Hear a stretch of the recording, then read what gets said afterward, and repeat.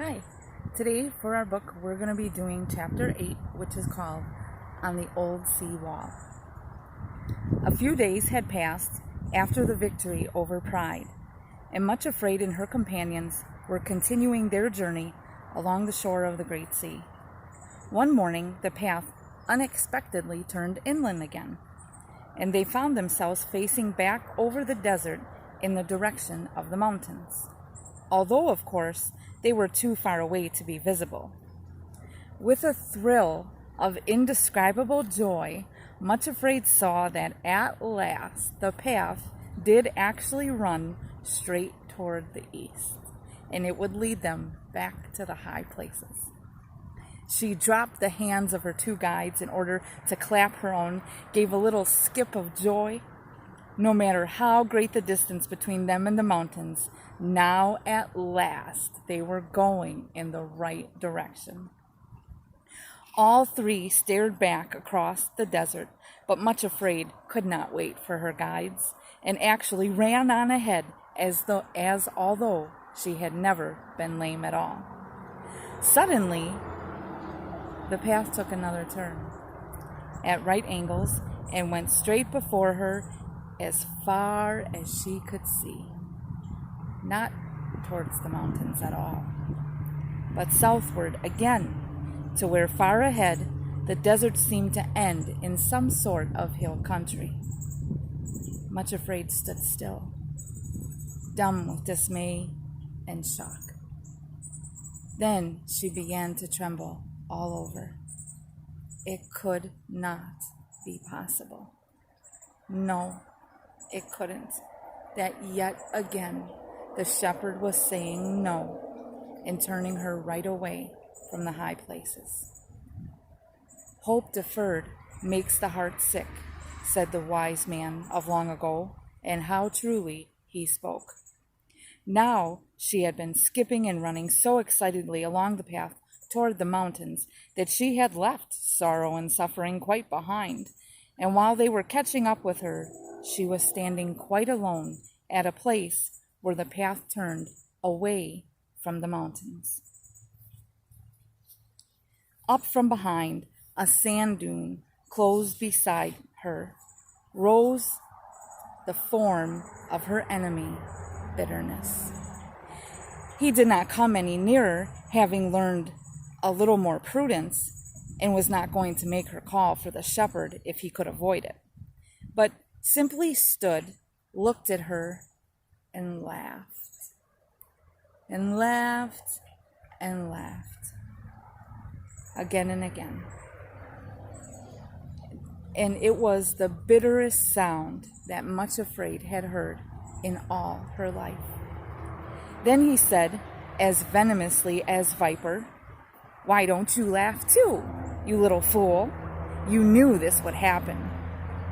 There he stood, uttering these awful bursts of laughter until it seemed that the whole desert was filled with the echoes of his mockery. Sorrow and her sister came up to Much Afraid and stood by her side quietly, and for a little while everything was swallowed up in pain and a horror of great darkness.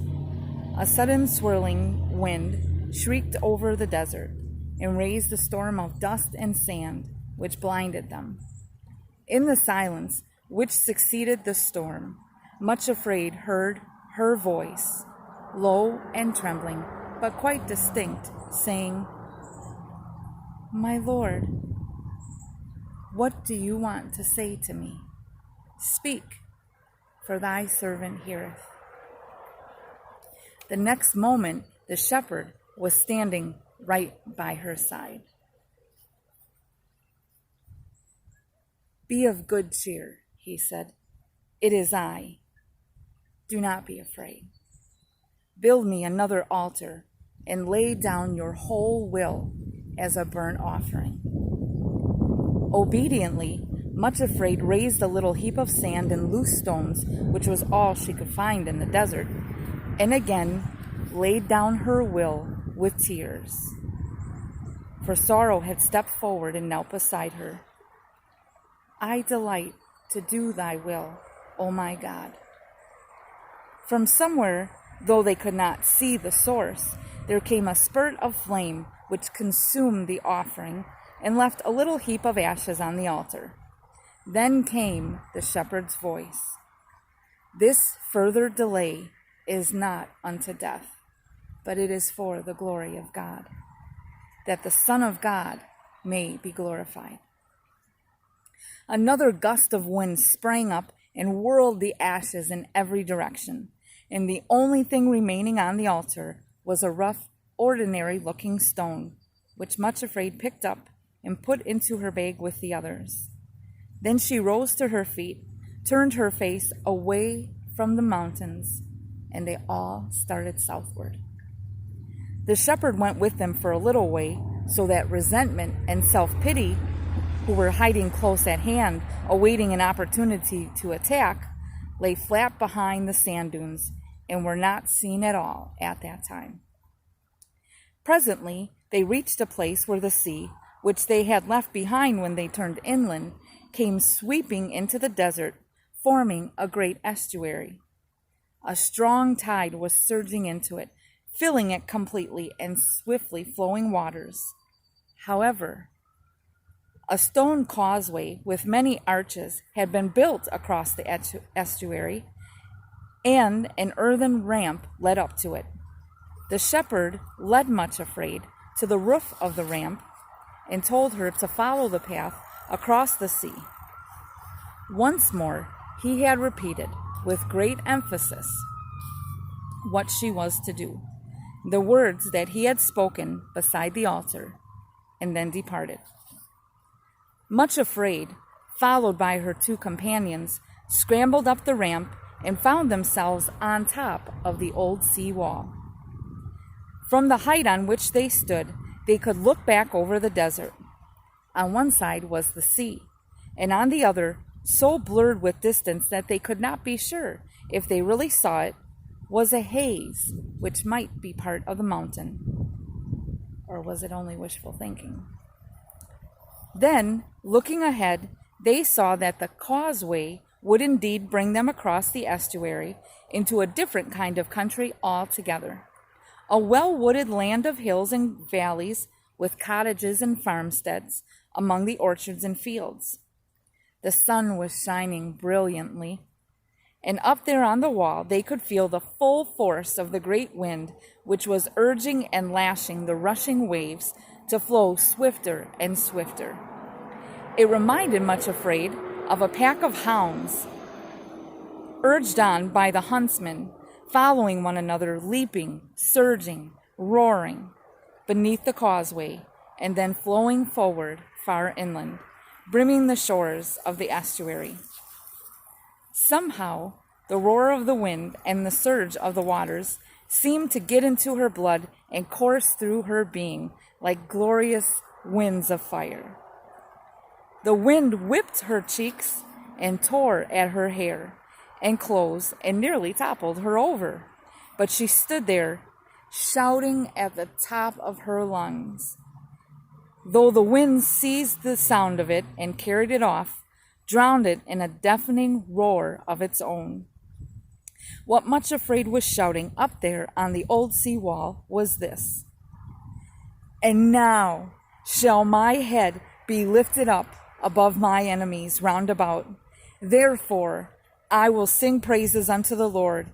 Yea, I will offer the sacrifice of joy, and I will praise the name of the Lord." And she sang as she thought to herself, "It must be really dreadful to be the shepherd's enemies, always to find themselves frustrated. Always to have their prey snatched right away from them. How simply maddening it must be to see even the silliest little weaklings set up out of reach on the high places and made to triumph over all their enemies. It must be unbearable." While still on the causeway, she picked up another stone, as the shepherd had taught her, this time as a memorial of his victory in making her triumph over her enemies, and dropped it into the little bag of treasured memories. So they made their way across the causeway and down the ramp on the other side and immediately found themselves in a wood. The change of scenery after their long journey through the desert was wonderful. A long-deferred spring was just loosening everything from the grip of winter, and all the trees were bursting into fairest green, and the buds were swelling. In between the trees were glades of bluebells and wild anemones, and violets and primroses grew in clumps along the mossy banks. Birds sang and called to one another and rustled about, visibly absorbed in nest building. Much Afraid told herself that never before had she realized what the wakening from the death of winter was like. Perhaps it had needed the desert wastes to open her eyes to all this beauty. But she walked through the woods, almost forgetting for a little that Sorrow and her sister were walking right with her. Everywhere she looked, it seemed that the unfurling green on the trees and the nesting birds and the leaping squirrels and blossoming flowers were all saying the same thing, greeting one another in their own special language with a sort of ecstasy and calling cheerfully, "You see, the winter has gone at last. The delay was not unto death, but for the glory of God. Never was there a fairer spring than this." At the same time, Much Afraid herself was conscious of a wonderful stirring in her own heart, as though something were springing up and breaking into new life there too. The feeling was so sweet, yet so mixed with pain, she hardly knew which one was predominant. She thought of the seed of love which the shepherd had planted into her heart, and half afraid, half eager, she looked to see if it had really taken root and was springing up. She saw a mass of leaves, and at the end of the stem, a little swelling, which might prove to be a bud. As Much Afraid looked at it, another stab went through her heart, for she remembered the words of the shepherd that when the seed of love had been planted and ready to bloom in her heart, she would be loved in return. And that was a moment that she had waited for. And she would receive a new name up there on the high places. But here she was, still far away from them. Indeed, farther than ever before. And with apparently no possibility of going there for a long time to come, how could the shepherd's promise prove true? When she thought of that, her tears fell again. Now, you may think that Much Afraid was altogether too much given to shedding tears, but remember that she did have Sorrow for a companion and teacher. There is this to be added, that her tears were all in secret. For no one but her enemies knew about this strange journey which she had set out on. The heart knows its own sorrow, that there are times when, like David, it is comforting to think that our tears are put in a bottle, and not one of them forgotten by the one who leads us on the path of sorrow. But she did not weep for long, for almost at once she caught sight of something else. A gleam of gold.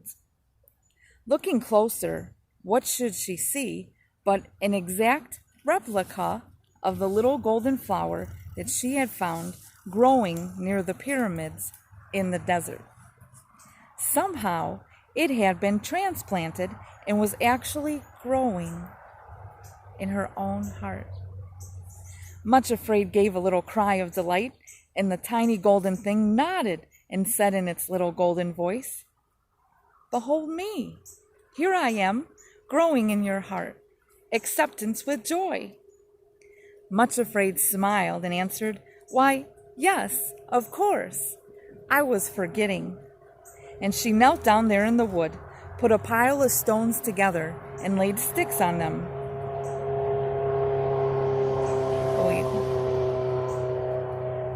As you have noticed, altars are built of whatever materials lay close at hand at the time. And then she hesitated. What should she lay on the altar this time?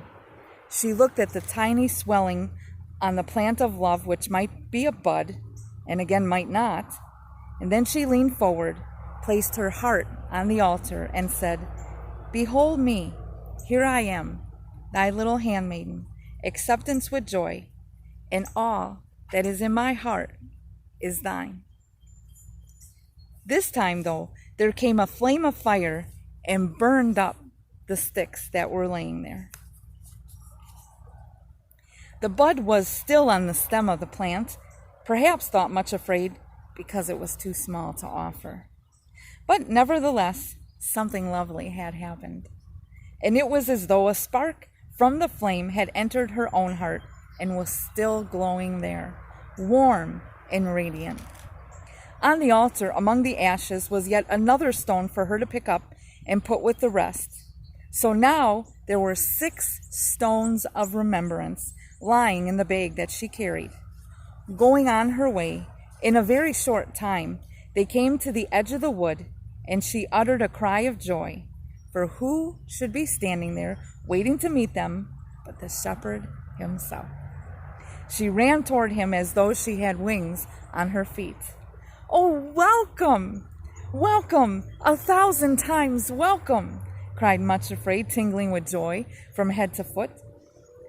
"I am afraid there is nothing much in the garden of my heart as of yet, shepherd, but all that is there is yours to do with as you please." "I have come to bring you a message, Much Afraid," said the shepherd. "You are to be ready for something new. This is the message. Now shalt thou see what I will do." Exodus 6:1. The color leaped into her cheeks, and a shock of joy went through her. She remembered the plant in her heart and the promise that when it was ready to bloom, she would be up on the high place, ready to enter the kingdom of love. "Oh, shepherd," she exclaimed, almost breathless with the thought, "do you mean that I'm ready to go to the high places at last? Really? At last?" She thought he nodded, but he did not answer at once. He stood looking at her with an expression she did not quite understand. "Do you mean it?" she repeated, catching his hand and looking up at him with almost incredulous joy. "Do you mean you soon will be taking me to the high places?" This time he answered, "Yes," and added with a strange smile, "Now shalt thou see what I will do." And that is chapter 8. I hope you have a great day. God bless.